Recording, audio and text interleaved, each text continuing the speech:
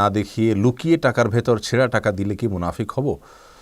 ভাই আব্দুল মুহিমিন খুবই গুরুত্বপূর্ণ একটি প্রশ্ন করেছেন। আজকাল আমরা প্রায় এ ধরনের পরিস্থিতির মুখোমুখি হই, অর্থাৎ কোনোভাবে হয়তো আমাদের কাছে কোনো ছেঁড়া বা ফাটা টাকা চলে আসছে। এই টাকাটি আমরা যখন অন্য কাউকে দিতে যাই, তিনি যদি দেখতে পান টাকাটি ছেঁড়া অথবা ফাটা, সেক্ষেত্রে সচরাচর তিনি নিতে চান না।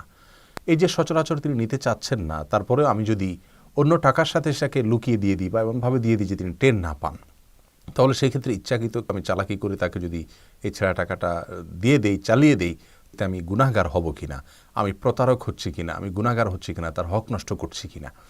এই প্রশ্ন উত্তরে বলবো যে আসলে তো আপাত দৃষ্টিতে আইনগতভাবে আমি কোনো অন্যায় করছি না। কারণ হলো বাংলাদেশ ব্যাংকের এবং পৃথিবীর প্রায় সব দেশেই এই নিয়ম আছে যে ছেঁড়া হলেই টাকা অচল হয়ে যায় না, বরং সেটা সচল থাকে। এবং বাংলাদেশ ব্যাংকের নিয়ম অনুযায়ী 51% বেশি যদি কোনো টাকা ছেঁড়া হয়, তাহলে সেক্ষেত্রে সেই টাকার মূল্যমান কমে যায়। অর্থাৎ সেটা ফেরত দিতে গেলে ব্যাংকে, বাংলাদেশ ব্যাংকে বা কোনো ব্যাংকে ফেরত দিতে গেলে সেটার টাকা কিছুটা কম পাওয়া যাবে ওইটার ক্ষতির হার অনুপাতে। আর যদি 51%-এর চাইতে কম হয় ছেঁড়া, তাহলে সেক্ষেত্রে পরিপূর্ণভাবে টাকা মূল্যমান থাকে, কোনো মূল্যমান কমে না। এই অনুযায়ী আসলে তো উচিত ছিল ছেঁড়া টাকা নিতে অস্বীকৃতি না জানানো, কিন্তু যিনি নিচ্ছেন তিনি নিজে হয়তো অস্বীকৃতি না জানান, কিন্তু তিনি তো আরেকজনকে দিতে পারবেন না, আরেকজন তার কাছ থেকে নিবে না। বিধায় এরকম পরিস্থিতিতে ছেঁড়া টাকা আপনি চালালে আইনগতভাবে আপনি কোনো অন্যায় করছেন না আক্ষরিক অর্থে, কিন্তু বাস্তবতা হলো যে আপনি এক ধরনের অন্যায় করছেন। কারণ এই টাকাটি আপনি যদি কারোর কাছে চালিয়ে দেন, তার মানে আপনি তাকে বিপদে ফেলে দিচ্ছেন। তিনি যদি আপনার এই টাকার যে ত্রুটি, এটা যদি তিনি জানতেন তাহলে নিতেন না। কারোর সাথে লেনদেন হলে আপনার পণ্য, সেখানে কোনো ত্রুটি যদি আপনি থাকে, সেটা যদি আপনি লুকান, তাহলে এটা গুনাহের কারণ হয়, সেটা জায়েজ নেই, এটা অসাধুতা, এটা প্রতারণা। নবী সাল্লাল্লাহু আলাইহি ওয়াসাল্লাম বলেছেন, মান গাশশা ফালাইসা মিন্না, যে ব্যক্তি প্রতারণা করবে কারোর সাথে, সে আমার উম্মত হতে পারে না। সেজন্য লেনদেনের ক্ষেত্রে আমাদেরকে দেখতে হবে যে এই পণ্যটার যে দোষ আছে সেটাকে আমাদের সমাজ দোষের মনে করে কিনা। আমরা দেখি যে আমাদের সমাজ দোষের মনে করে এবং এই ছেঁড়া টাকাটা কেউ নিতে চাইবে না, ওই লোকটা বিপদগ্রস্ত হবে। বিধায় ছেঁড়া টাকাকে লুকিয়ে দেওয়া অথবা চালিয়ে দেওয়া, চালাকি করে, এটা জায়েজ নাই। হ্যাঁ, আপনি জানেন না, চলে গেছে, সেটা ভিন্ন কথা।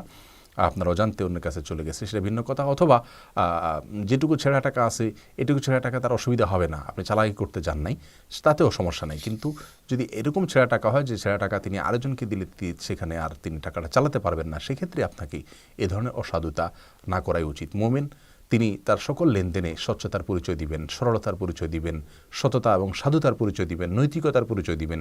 তিনি অন্য কাউকে বিপদে ফেলবেন না, অন্য কেউ কোনো প্রকার সমস্যা পড়ুক সেরকম কোনো কাজ তার সাথে করবেন না। বিশেষ করে লেনদেনের ক্ষেত্রে অন্য কোনো মানুষের ক্ষতি হয় সেরকম যেন তিনি না করেন। নবী সাল্লাল্লাহু আলাইহি ওয়াসাল্লাম এরকম লোকের প্রশংসা করেছেন, যে ব্যক্তি কেনা বেচায় এবং সকল লেনদেনে যে ব্যক্তি কোমলতা অবলম্বন করে। আপনি চালাকি করে কাউকে ত্রুটিযুক্ত জিনিসটা, টাকাটা ঢুকাই দিলেন, এটা কিন্তু তার প্রতি এক ধরনের অসততা হলো, অনৈতিকতা হলো, এটা মুমিনের চরিত্র হতে পারে না। আপনি হয় টাকাটাতে সুন্দর করে টেপ লাগিয়ে এমনভাবে দিবেন যাতে এটা চালাতে তার কষ্ট না হয়, অথবা তাকে বলে দিবেন তিনি পারলে চালাবেন, আর নতুবা কোনো ব্যাংক থেকে আপনি সেটা পরিবর্তন করে দিবেন, যেটার নির্দেশনা বাংলাদেশ ব্যাংক থেকে দেওয়া আছে। বিধায় ছেঁড়া ফাটা টাকা এটা যদি কাউকে চালিয়ে দিলে তার জন্য কষ্টের কারণ হয়, তাহলে আমাদের এটা চালানো উচিত হবে না। আমাদের দেশের বাইরে অন্যান্য দেশে এ ধরনের ছেঁড়া টাকা নিতে সাধারণত মানুষ অস্বীকৃতি জানায় না, সেখানে কথা ভিন্ন। কিন্তু আমাদের দেশে যেহেতু এটা চালানোটা কষ্টকর হয়, বিধায় এ ধরনের টাকা আমরা চালাকি করে চালাতে যাব না। আল্লাহ তাআলা আমাদের সকলকে সব ক্ষেত্রে তাকওয়াকে ফলো করে চলার তৌফিক দান করুন এবং সর্বোত্তম মুসলিমের যে গুণাবলী সেগুলোকে অর্জন করার তৌফিক দান করুন।